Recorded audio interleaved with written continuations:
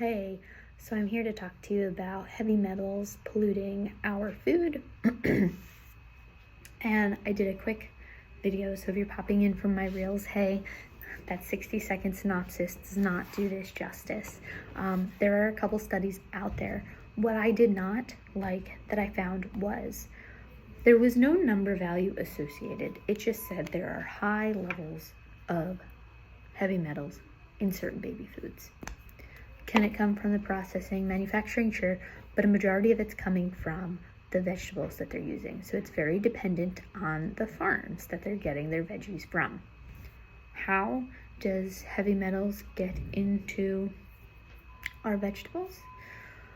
It's in the soil. Now, some naturally occur on the Earth's crust, comes from volcanoes, earthquakes, things like that, disrupt and push them into the air. But some are naturally found in the soil. Some are not, and they came from the rapid industrialization of the world when we started building factories, and the Industrial Revolution really ramped this up. They were putting pollution into the ozone, right? It doesn't leave. It stays kind of like an umbrella. It stays underneath, okay? And that is also contaminating the water and the soil. So you have natural things, volcanoes, landslides, things like that, contaminating water and soil and air. And then you have human stuff. Also fertilizers. We're introducing things that were not here before. Runoff from farms into the water system can be a contaminant. So unfortunately, even the farms in our own backyards may not be free from heavy metals. And if we haven't tested, we don't know, right? So the only reason that some of these things are brought to light is because they are tested. Larger corporations are going to test these things.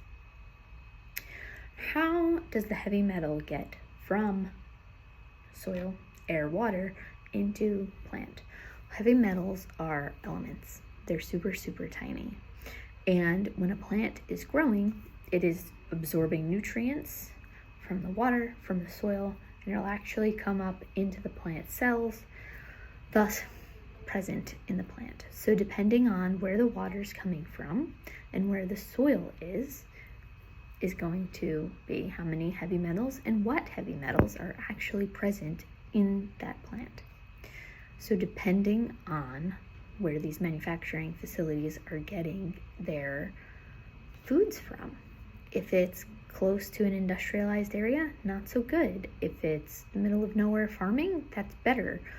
Areas with higher populations like Asia and India are also higher contributors of heavy metal contamination than areas that have less of a population. Right, because we've seen this, more population, more industrialization, more people driving cars, things like that. So that's how that happens. Then something to also consider is if you are eating meat of any kind, that animal is eating grass, different types of vegetation that also have heavy metals in it. So the food you're eating, like beef, pork, things like that, may also have heavy metals in them. This study that I was reading was published in Environmental International, and it's volume 125. One of the interesting things that they did was they thought, okay, so if environmental factors are contributing to heavy metal pollution, we'll just bring it inside and do a greenhouse. But they noticed that the greenhouse didn't really make a difference, because unless you pull a vacuum on the air, plants need air. The air is the same. Depending on where you're getting the soil from, it's the same. So it's hard without nanotechnology and heavy metal filtration systems to completely eliminate heavy metals from the food sources.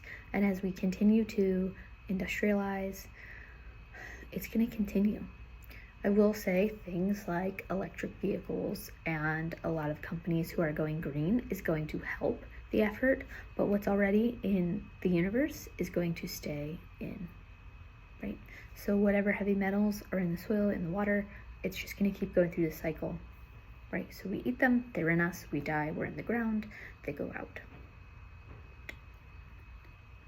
So whatever's there is going to continue to be there. So we're not going to be able to get rid of, but if we can stop producing, that would be a bonus.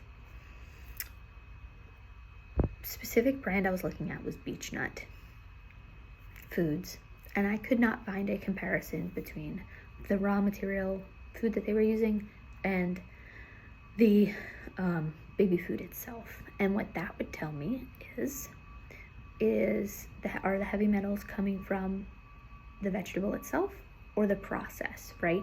So if they're using this vegetable for this baby food, you would expect the value to be the same, unless heavy metals are getting introduced during the process, which is a possibility.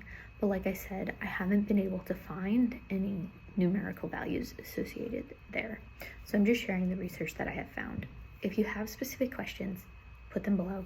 I'm more than happy to answer them and look into things further for you, but I'm happy to share the research that I have found.